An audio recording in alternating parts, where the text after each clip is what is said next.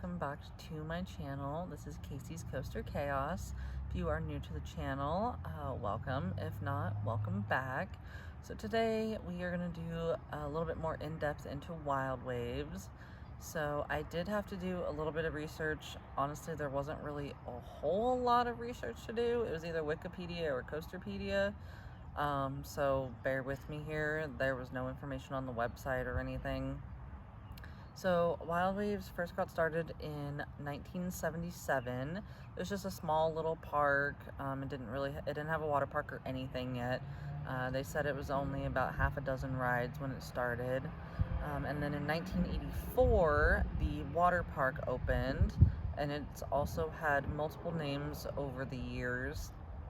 There's been like 5, and I didn't really feel the need to go into all of them. The one that most people remember is Wild Waves in Enchanted Village, back when the dry park and the water park were 2 separate parks, and now it's Wild Waves Theme and Water Park, which it's now one park combined into one ticket. It also at one time from 2000 to 2006 was a part of Six Flags. That was honestly probably Wild Waves' heyday. It's definitely gotten worse over the years. Just last year, they announced that they were going to be closing in November of this year. They're going to do like, Fright Fest and everything like that, but then they're going to close on November 1st for good. Living in Washington for so long, I'm not originally from here, but I've lived here the majority of my life, so Wild Waves has been my park.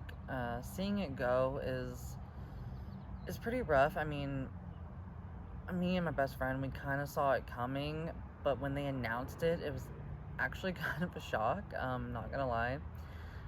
They have taken out quite a few rides. They took out one of my personal favorites, the Ring of Fire, and my other personal favorite, which was the Paratrooper. Both amazing rides. That was one Ring of Fire that instead of the over-the-shoulder restraints, it basically had one big, I guess you could say, lap bar go over you. I mean, it was huge, and you had a pole that you had to hang on to. It did have, like a cage and everything around it, but it was definitely an experience. A lot really fun though without the over-the-shoulder restraints. You had a little bit more freedom of movement. Paratrooper, it was nice because they were able to load everybody from one area instead of having to keep moving the ride around to get people on and off. So it made it very quick and efficient, which was amazing. Now back to the Ring of Fire here for a second. Anybody who's been there will see where the Ring of Fire was, because they still have like the concrete support columns that were there.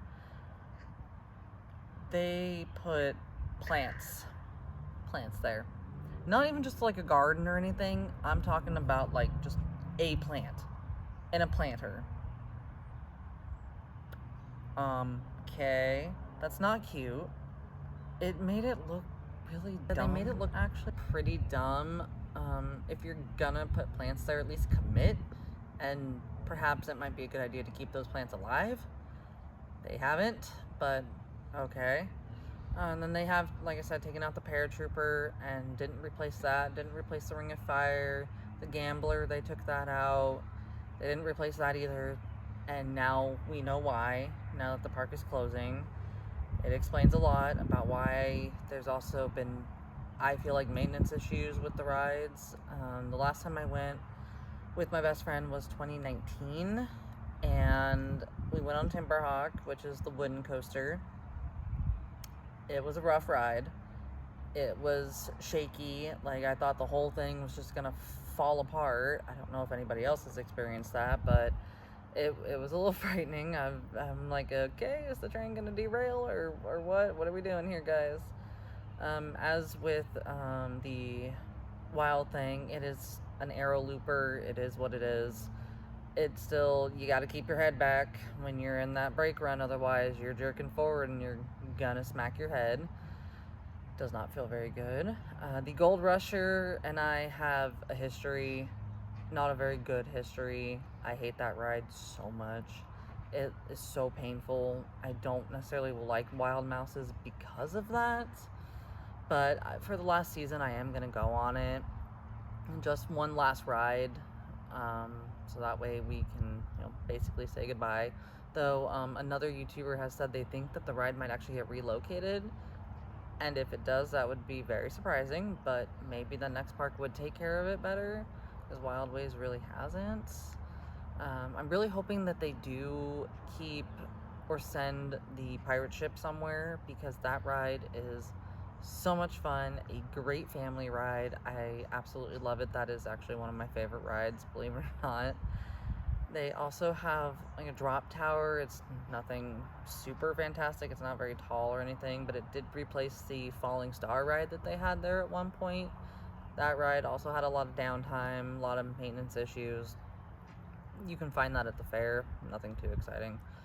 Water rides, though, I really hope they also find new homes for them, because a lot of them, they're older rides, but they're still in really good condition.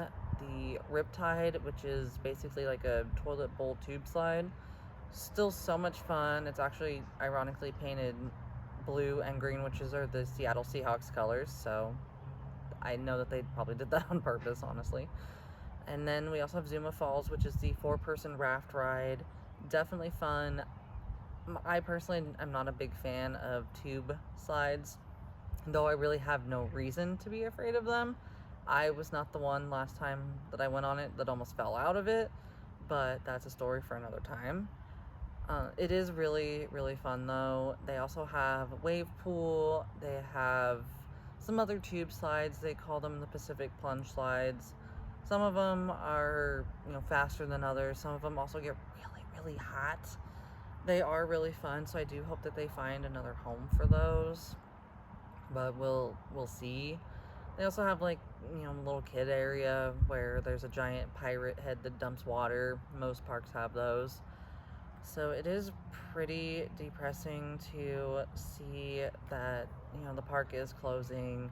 I mean, it's been around for nearly 50 years, so I mean, that's a pretty big milestone that is gonna, not really be seen, I suppose. I'm really hoping that at some point before it's supposed to close, somebody will come in and save it, but I'm honestly not super hopeful now that, Six Flags and Cedar Fair have merged. That idea has kind of gone out the window. I do know that Silverwood just got bought by another company, so maybe they'll look into saving Wild Waves. Hoping so. Not really thinking that it will, but you never know. Alright, so that is my in-depth video on Wild Waves Theme and Water Park, located in Federal Way, Washington, or it's also known as Fife. You can use either one. So I did use Wikipedia and Coasterpedia. Those were the only websites I could really find any information on Wild Waves. There wasn't any information on Wild Waves' website, which I guess with it closing kind of makes a little bit more sense. But frankly, I don't think they actually ever did have any information. But, it is what it is.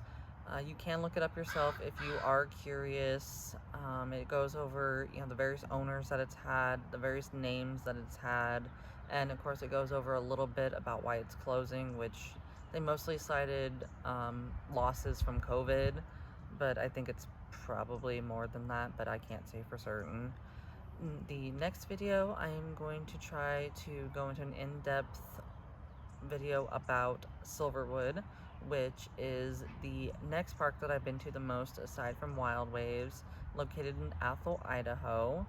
It is one of my personal favorites. Like I said, it's a great park, and I am planning on going pretty in-depth into that one because there actually is a lot more information to go on. So until next time.